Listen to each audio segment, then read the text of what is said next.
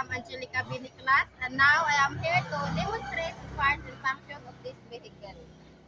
So now let's start with the outside.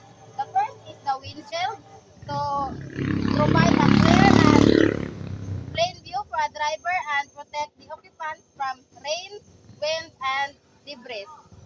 The second is the wiper to clean the windshield and to give the drivers a clear and plain view. This is the headlight, a light source to illuminate the road ahead. So this is the head signal light to communicate other drivers by turning the other lane from the others. So this is the side mirror, provides the clear view from behind and beside the vehicle. So this is the fuel tank to safely store a fuel from an engine.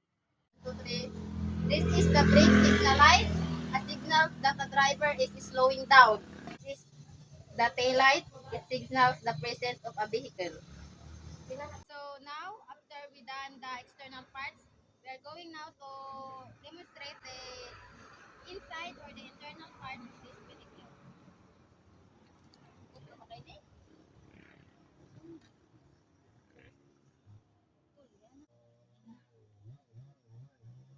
So this is the clutch pedal, the brake pedal, and the accelerator. The accelerator is to control the amount of the fuel going to the engine.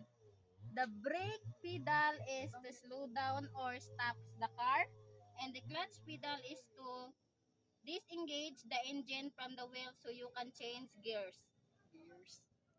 So this is the gear stick to usually select gears. So this is the handbrake. It keeps the car from rolling, park, or usually from emergency. So this is the steering wheel. It uses from turning and lifting the wheel.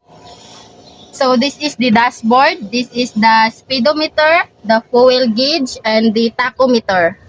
So this is the rear view to make the driver see what's behind the vehicle and without turning their head.